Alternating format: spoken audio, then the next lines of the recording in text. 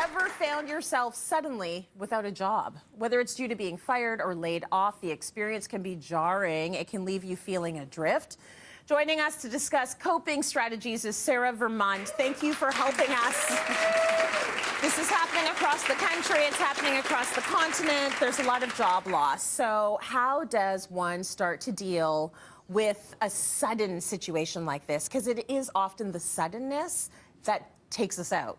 Yeah, it's really jarring. And so you're juggling two things at once. You're juggling the immediate sort of logistical needs of having to pay your bills, and you're also juggling this very, like you say, jarring emotional experience. Yes. And so, yeah, that's a really hard thing to navigate. On the emotional side, it's pretty disorienting. Most people feel a lot of shock, a lot of panic. Yes. You don't really know what to do right away. But then logistically, you also have to manage processing those emotions while making sure that your life doesn't fall apart. Right. So there's a lot of weighing both of those things required. There's a lot of stuff to do that you have to be present for, but it's not your best moment in being present. I had a friend of mine who lost her job recently, and the first 2 days was spent sort of being very angry. And then the third day she woke up and she was like, I need money. Where is the money going to come from? So let's start with the emotional side. How do we parse through that? How do we deal with that? Well, different people feel different emotions. So it's cool that you just gave us an example of anger, but a lot of people most people feel shock and panic. That's pretty common across the board.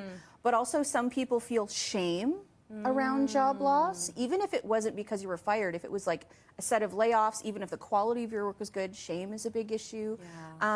Anger is interesting because people tend to feel angry, especially if they've given a lot to their job. Like if you have given a lot to your job and you've had to sacrifice a lot, you are going to feel a lot of anger and resentment.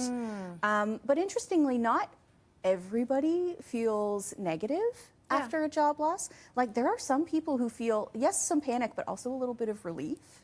Like if you're in a job that you know wasn't good for you and you've wanted to leave for a long time anyway, it's kind of a weird feeling to have that pair of both panic but kind of relief that you didn't have to make the decision, you got pushed out. Yes, there are a lot of people that don't want to pull the trigger. So it's like if it's pulled for you, then you feel like, okay, well now I've given no choice and I can find something else. That's very true. So lots of decisions to be made at this time. As you mentioned, you've got to keep your life afloat, but you are dealing with shock. Often you don't know that this is coming your way. So how do you go about getting through the logistics while you are in shock?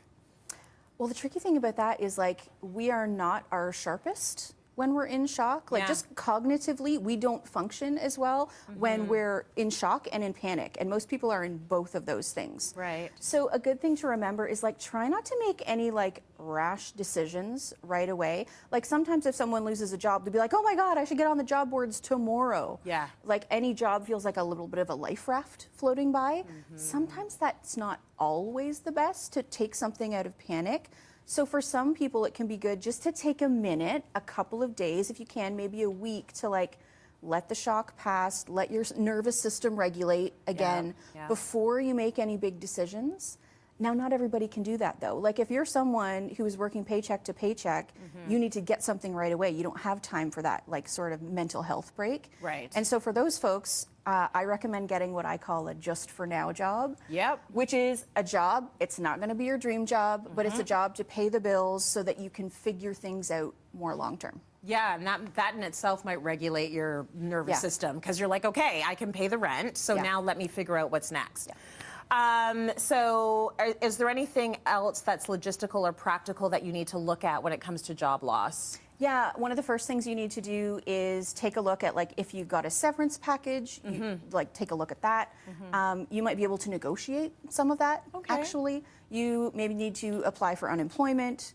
You want to update your resume for the job that you just had, because that's not on your resume, right? If you've been in this job for 10 years, you've got 10 years worth of experience to update on your resume. You also want to reach out to potential references. And that's good to do right immediately after a job loss, because usually right after is when people are there to support you the most. So leverage those offers and those relationships while you can. And then some people choose this as a time to pivot. Yes. Right? Like if you're one of those people who got pushed out and was kind of happy about it, it can be a good time to start thinking about what's next in a different direction instead of just a similar job. See, that's what makes it a little bit exciting. It can be a little bit exciting to for figure out what you want to do if it wasn't what you wanted to be doing. In terms of protecting your mental health, social media can be a tough place to be if you've just lost a job. It's tough when anything bad is going on in your life, but if you've just lost a job and you're on LinkedIn, that's a really hard place to be, but you also feel like you need to be there because you got to look for another job. Yeah, so LinkedIn is tricky, and when you just lost your job, LinkedIn feels like everybody's career highlight reel on steroids. Right. Like it hits you a little bit more. It's like an Uber Instagram-ish version of everybody's career highlights. Like everybody's like shouting their accomplishments. Everybody's like trying to position themselves as some sort of thought leader. It doesn't feel like a great place to be sometimes. So I always tell people, like, get in, get out, do your posts, do your job search stuff, but maybe you don't want to scroll a whole bunch if you find that triggering. Post and ghost, people. When I'm feeling weak, I post and then I get off. Like the apps are not going to be helpful for your mental health. Very rarely can you find the answers there.